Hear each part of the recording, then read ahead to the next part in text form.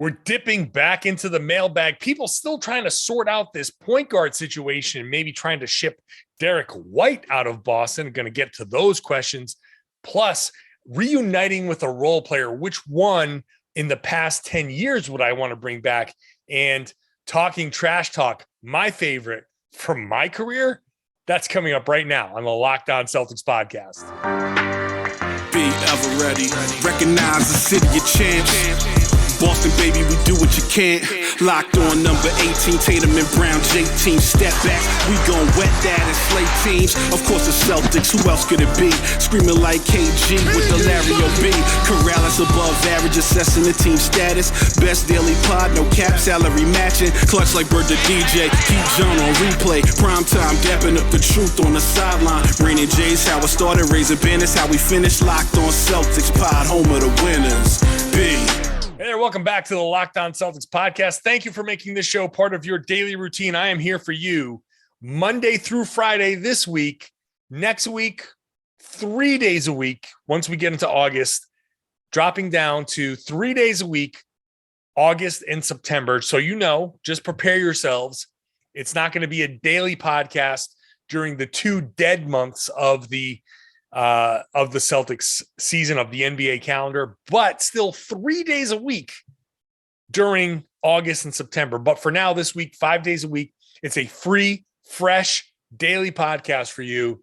Wherever you get your podcasts, however you want to subscribe, you can watch the show on YouTube as well. I'm John Karalis. I'm heading into my 16th season covering the Boston Celtics.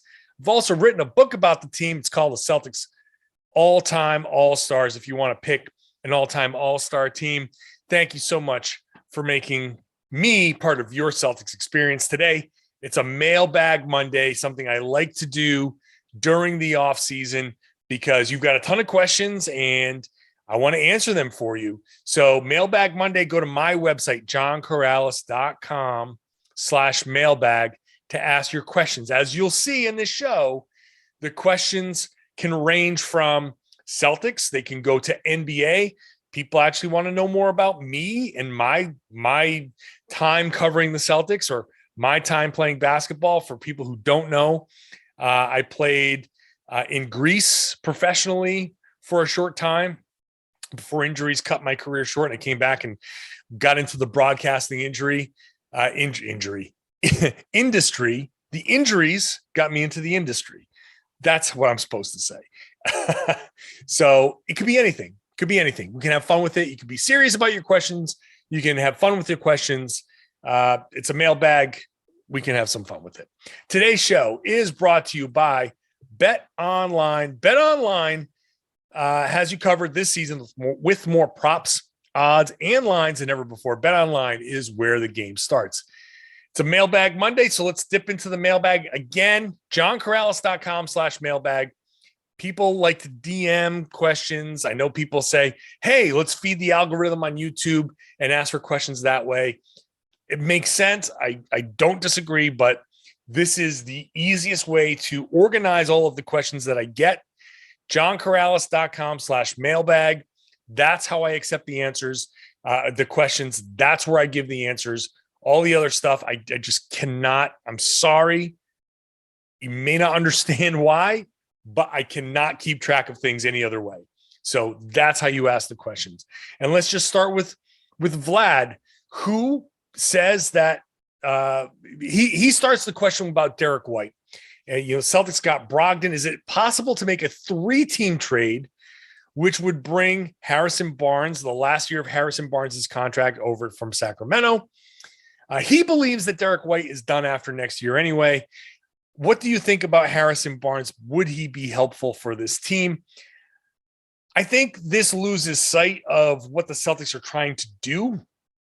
I think people start to see the Celtics with White and Brogdon and Smart and think that they're redundant. I get it. I understand why. But the Celtics, I think, are trying to get some versatility with Brogdon, with White, with Smart. I think those are 3 guys that could play across the board, 1, 2, even the 3. And I just think more guys that you have on the team that can handle the ball, that can pass, that can move the ball, the better for what the Celtics are trying to do. And I think you have to understand that the Celtics and Ime Udoka, Brad Stevens has talked about that 2014 Spurs, that beautiful game Spurs, where the ball is just constantly popping and moving and all of that. I think Derrick White makes that happen more than Harrison Barnes does. Now, Harrison Barnes is very obviously a better shooter. He's tall and he can do a couple of things as well. I think the Celtics see White and Brogdon and Smart as a group that's going to work together. And I don't think that we're going to see I don't think we're going to see the Celtics get away from those three. So no, I don't think Harrison Barnes is coming in. And Jawan, kind of a question that extends this conversation a little bit, that, hey, look, he says, Smart being the starting point guard, I 100% agree. But I also remember in the playoffs, a couple of games where White was playing closing minutes instead of Smart because White was playing lights out on offense. So it's not hard for me to imagine Malcolm Brogdon fitting offensively better with the Jays and getting closing minutes while Smart sits. Again, not a knock on Smart. It's just reality. So, Jawan, I will say that when Smart, first of all, Smart didn't sit at the end of the game. Smart sat through most of the fourth quarter, the beginning of the fourth quarter, but he did come in to close out the game. And that was because of what you said, that Derrick White was playing better. That lineup was playing better. Every once in a while, I think you can go team by team and find games, even important games, where each team had a guy that normally plays in certain situations that sat in those situations. So maybe fans of other teams can say, oh yeah, I remember when one of our guys sat because the bench was playing really, really well. So I don't think that's an example where in the playoffs and it was one game where Smart sat longer than expected, and it's because the Celtics were playing well. I don't think that's some sort of referendum on, hey, we're looking to minimize Smart. Now, does Brogdon get closing minutes over Smart during the upcoming season? It's nothing I can rule out. I can't sit there and say in some situations, would Brogdon with Jaylen and Jayson and, I don't know, Rob and Al Horford, or Rob and Grant Williams, or whatever combination that doesn't include Marcus Smart, if the Celtics are down 10 and it's the last minute and a half and you want as much shooting as possible, can I see a lineup that doesn't include Marcus Smart? Sure, I can. There are theoretically right now, there are ways that it makes sense, but I don't think the Celtics are going in with the intent of, well, Brogdon's going to play these minutes and Smart's going to sit at the end. I think a lot of times it might actually be a feel thing, which was the feel thing is what got the Derrick White minutes instead of Smart. But generally speaking, I think Smart will be there at the end of the games because he's part of a defensive lineup that's going to make a lot of noise for the Celtics in the across the NBA. That lineup with the Smart, Jaylen, Jayson, Rob, and either Al or Grant or whatever, those four plus one, either a big or another wing, and maybe it's those four plus Brogdon, maybe it's those four plus Derrick White, maybe it's those four plus a guy that we haven't even seen yet. The Celtics haven't signed yet. The defensive lineups are going to be very, very important. So I think Smart is going to be a part of that. So I think we should just expect mostly Smart in the closing lineups. But I will admit, every once in a while, does Smart sit in a certain situation where more offense is needed? I can see Ime going that way. So we'll see. But I I don't think Smart sitting crunch time minutes is something that he has to worry about. People really have this feeling about Dwight Howard.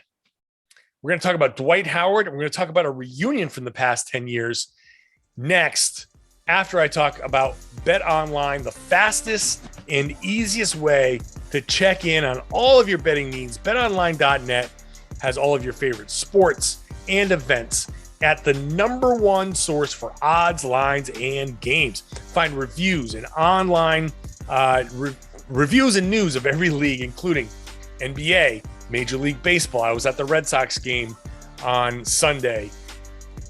I don't think I'm going to be betting on the Red Sox to win a lot. NFL, Patriots.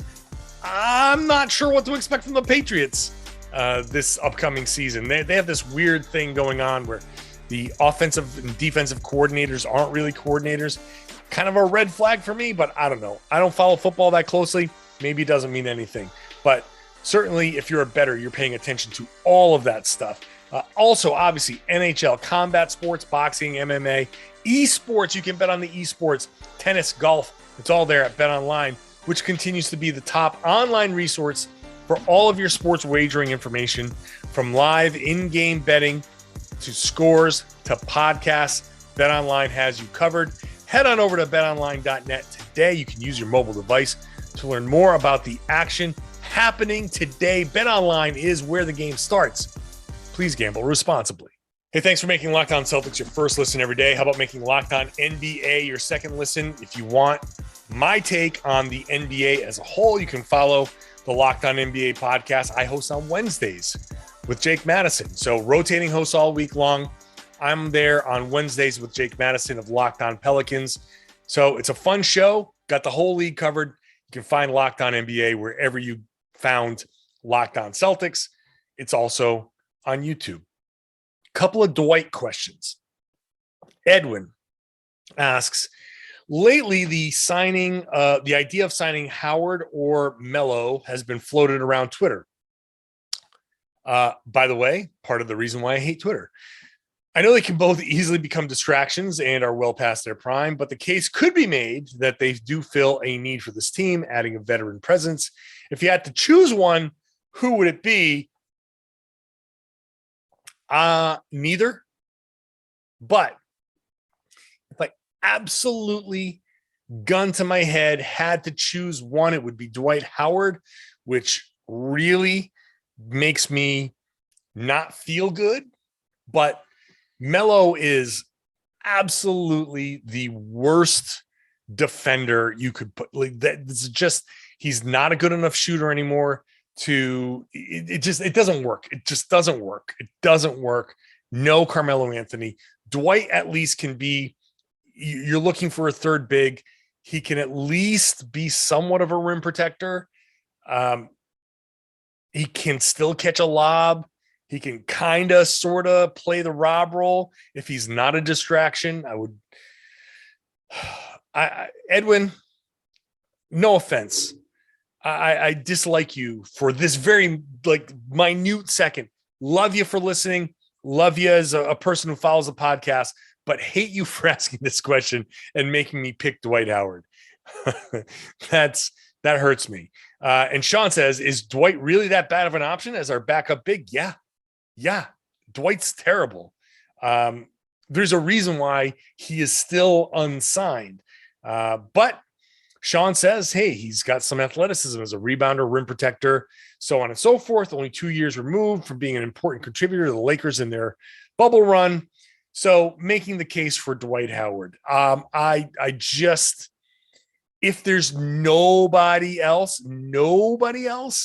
then I would say, I guess, but he just doesn't. He just doesn't do it for me. Dwight has pissed me off for a large portion of his career. So I can't get past that. I'd rather get anybody else. Which brings me to Daniel, who says, do you think Naz Reid could be a good target for the Celtics with adding Gobert? Minnesota is now clogged at the center position. He's 6'9". He's a good, versatile defender. Career averages at 35% from three, a block per game in limited minutes. Curious to know what you think about him. Yeah, I mean, yeah, sure, but they just guaranteed his contract, which you could have done. They could have done to make him available in a trade. I think, sure, Naz Reid is better than Dwight Howard, so I'm happy to go that route. I don't know if Minnesota, like, yeah, you got Dwight, yeah, you've got Cat. I mean, maybe you've got some room there for Reid, and you could kind of like pare down your roster in other ways. You're going to still need backups. You're going to still need people to produce.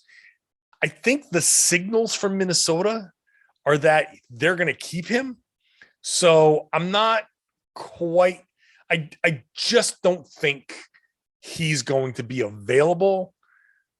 If he is, then sure, I think that could be a possibility, but I don't think he's going to be available. Kevin asks, since Brad Stevens is the king of reunions, if you could realistically bring back one Celtics role player from the past 10 years, who would it be and why? Well, I think obviously it would be my favorite player, David Lee, right? That was a callback to everyone who remembers me calling him Derrick Lee, and people who remember me from the Rain and Jays days, where David Lee had a great preseason. And I was like, oh my God, they could actually like run their offense through Lee in the high post. And he just came in with a poor conditioning. The preseason was fool's gold, and he was bad. So my actual answer is probably a choice between Jay Crowder and Kelly Olynyk. Realistically, if he's saying the question, realistically bring back one Celtics role player from the past 10 years, I'm going to go with Crowder. I think Jay Crowder is the type of player, like, I don't know what he has left, or I don't know what health, how his health is going to hold up. But I've said before that Jay Crowder is a running thread between teams that tend to overachieve. He just has the right attitude. I think he has the right attitude for an Ime Udoka team. I think he can work in a limited role off the bench, a little bit more limited role, reduce his minutes a little bit. He can still hit a three from time to time. I'm going to go Crowder. I just think Crowder is a better option than Kelly Olynyk, who would be super, super expensive and cost prohibitive tax-wise. I think the tax thing with Olynyk, Olynyk's younger, and you can say, well, I would rather have Olynyk than Crowder. And I say, yeah, of course, in the fact that he's younger and you probably get a little bit more out of him, but the salary, I think he's at $12 million this year. You bring him in, multiply that times, basically by the time you get the 3.75 tax and the 4.25 tax, you're looking at just that $12 million. I forget what the number exactly is, but that's what, $48 million when you factor in the other stuff. $50 million. I'm not paying $50 million to bring back Kelly Olynyk. And I know people, like, I've seen the comments on YouTube. They say, oh, you're really protecting Wyc Grousbeck's money. You're really like super concerned about the rich owner's money. Like, I'm not concerned about that at all. Like, please be unaware that if it was up to like me, I would tell, like, go spend your money. Spend as much money, get Kelly Olynyk and Jay Crowder, spend it all. But you just have to understand that that's not the reality. I'm not going to tell you, the watcher, you, the listener, like, yeah, the Celtics should go get Olynyk, and they should go get Jay Crowder, and they should go get this guy. Like, Other people might say that stuff, but it's not realistic. And then they get mad. You should have gotten all these guys. You should have used that $17 million TPE. You've got all, you should use it all. You use it all. Like, yeah, okay, you should.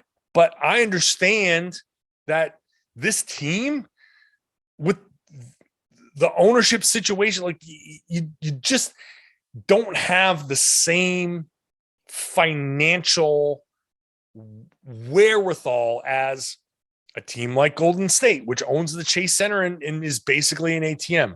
The Knicks with MSG and all of the money that they make there.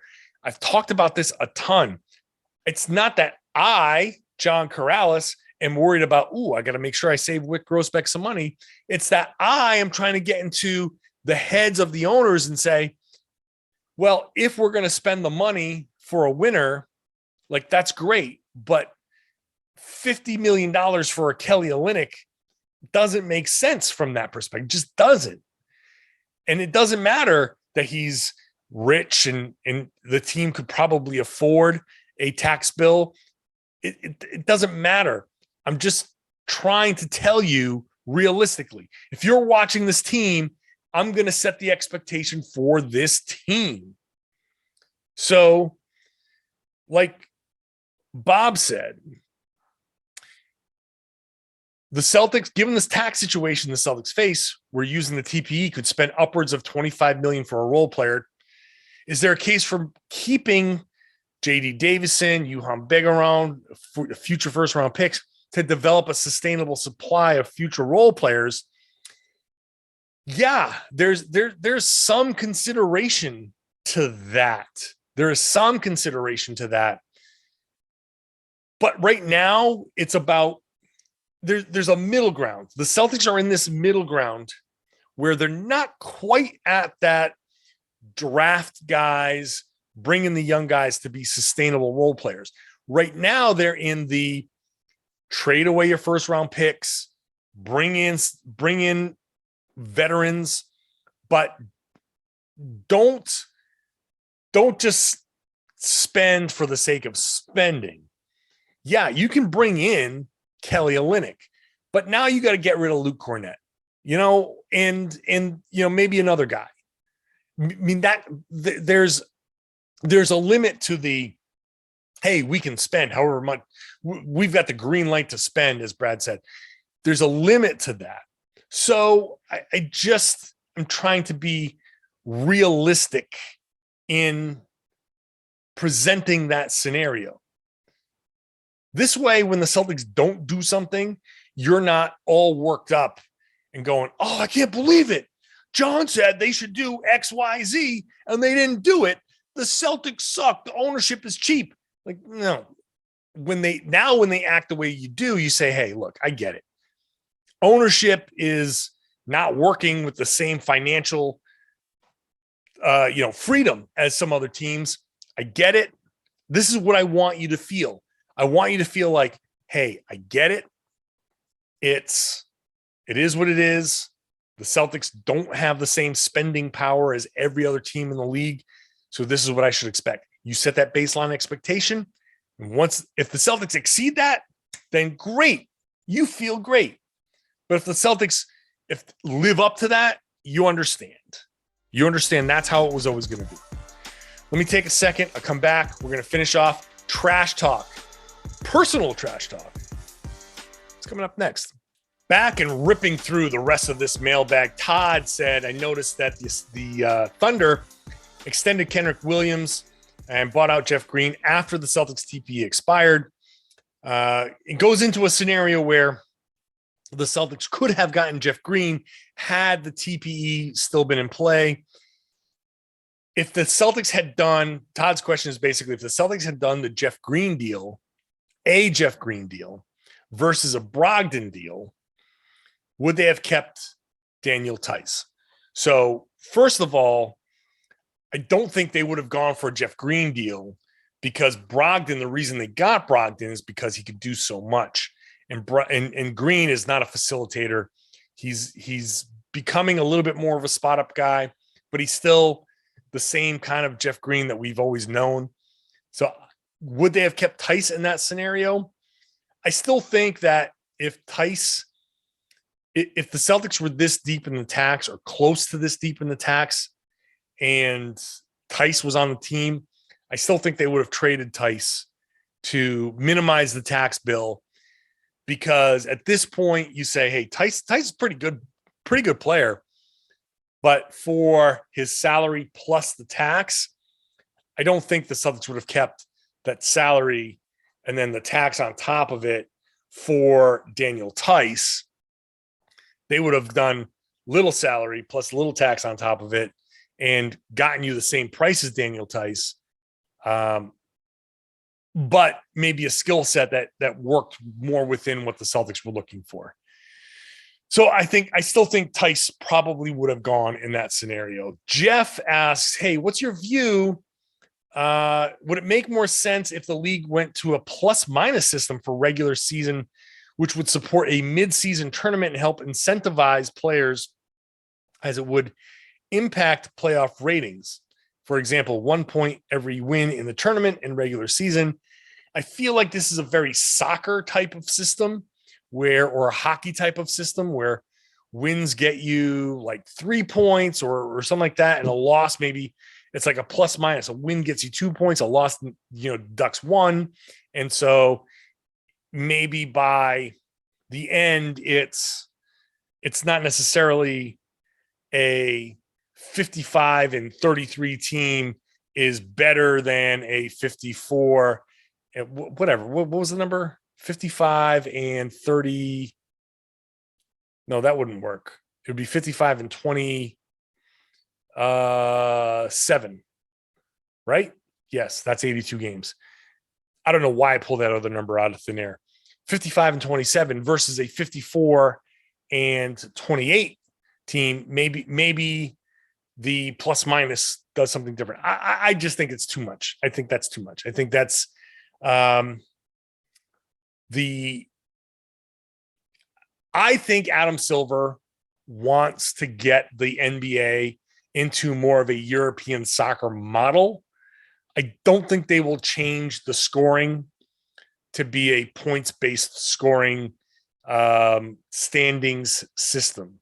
I think part of why the plus minus system is in place is because those leagues have ties, and you need to have something that creates a little separation when there's a tie involved. And the Celtics the NBA is just not going to have a tie.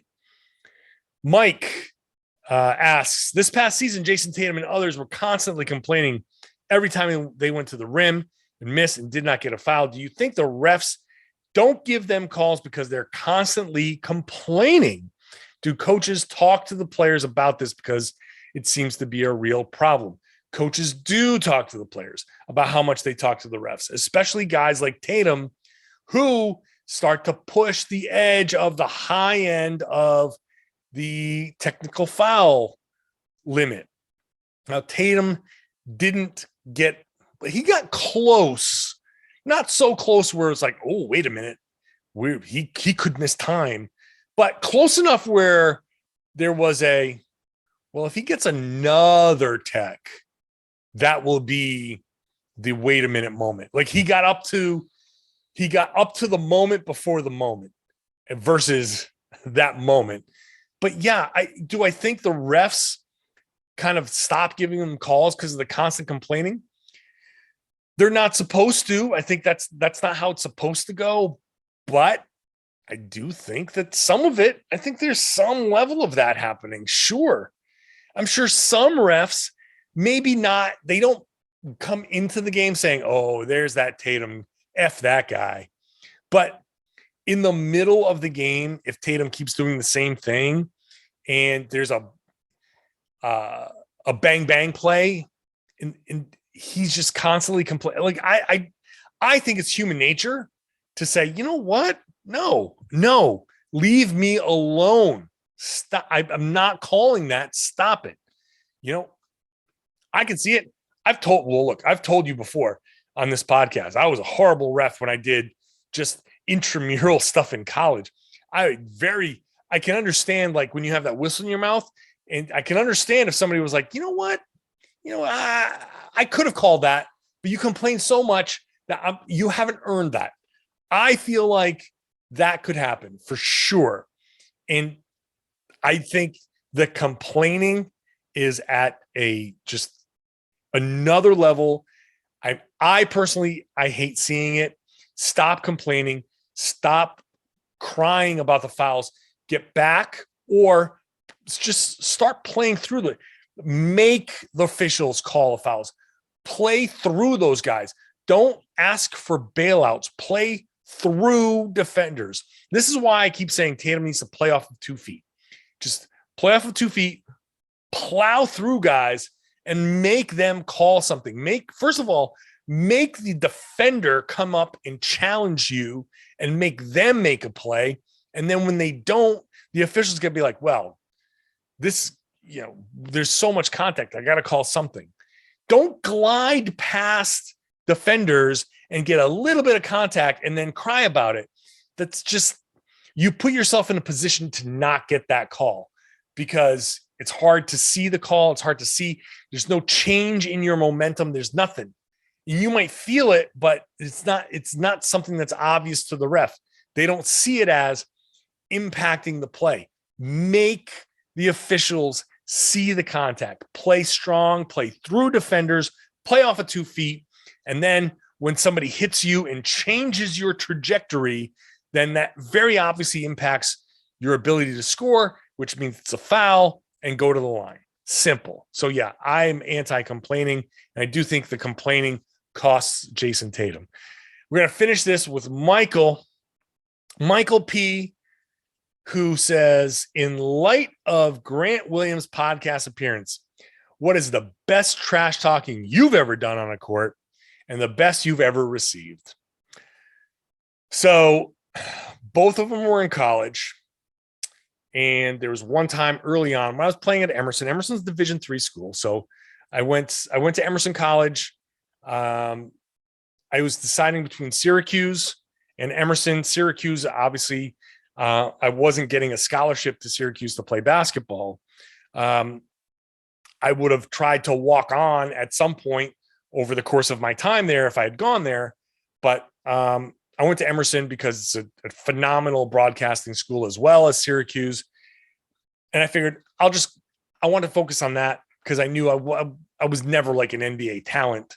So I knew I was at that point, I was a Division II type of player. And I'm like, well, if I top off at Division II, then what's the difference between Division II and Division III? Right? Like, I'm not Division I. So, and if I'm not Division I coming out of high school, then I'm not going to the NBA. So if I go Division II and chase basketball, that's at that point, the European options weren't quite as obvious. There wasn't a path to choose there. I thought, I'm going for my education. So that's why I ended up at Emerson. Early on, might have been my freshman or sophomore year. I don't remember what it was. But we're in a tournament, and this was a small tournament up in Maine. And Emerson had historically been just a terrible, terrible program. And so we come out, and the other team, I forget who the other team was, but their best player was a big man, and I played power forward at that point. And he was like nursing a sore ankle. He had turned his ankle or something. And they said, hey, we're going to sit you out the first game of this tournament because we're playing Emerson and it doesn't matter. Well, in the first half of that game, I went nuts. I remember at halftime, the coach was saying, what's the rebounding record in this gym? Because John's going to break it. So I probably had like 13, 14 rebounds at halftime. Like I was just out there chomping glass. I had a double-double at the half. And I come out at halftime, and the big guy that was sitting out, all of a sudden, they made him get dressed and play in the second half, which to me is like, that's the ultimate compliment. Like, oh crap, you're killing us. This guy was kind of iffy and we decided to give him some time off. we need this guy to come check you. So immediately I'm feeling myself. Now, I don't exactly remember what I said in that situation, but I do remember I was like, oh, you like what do you think you're going to do? Like no one here can stop me. Don't think you're going to be the one that stops me. And like something like, like vacation's over, like time to go to work, like some like I don't even remember what it was, but it was like my intensity went up like 2-3 notches. And that was a lot of fun because again, there's nothing quite like the feeling of, oh, you were sitting out because you thought we were chumps. And now I'm tearing you guys apart and you got to come out of retirement to come check me. No fool. We're going at it. And I'm going at you. Now he was good and we battled. So I forget exactly what I finished with in that game. We won. And that was the important thing. But that was my favorite kind of like trash talking. Again, in the moment, you just don't remember exactly what you're saying. But that was my favorite. That was when I felt most empowered. I wasn't a big trash talker, but that was my most empowered feeling trash talk moment. Now, the best one I've ever received is hilarious. Now, people obviously, if you watch me on YouTube, it's or see my picture anywhere, it's obvious like my ears stick out, right? Everybody sees that. Everybody knows that. Some people like to make fun of it. Generally speaking, like 99% of the time, anybody who makes fun of my ears, I feel like it's a little bit of a cheap shot in the stuff that people did in like second grade. So if that's like your shot at me, you're no better than a second or third grader. Like if you can't come up with something better than that, then you're basically a third grader. So I kind of dismiss a lot of that, except for this one time. It was my senior year. I was on the free throw line. I forget what school it was at, but there was a heckler in the crowd. I'm at the free throw line. My number was 44. And I'm like dribbling, doing my free throw routine. And I just hear 44. Hey, 44.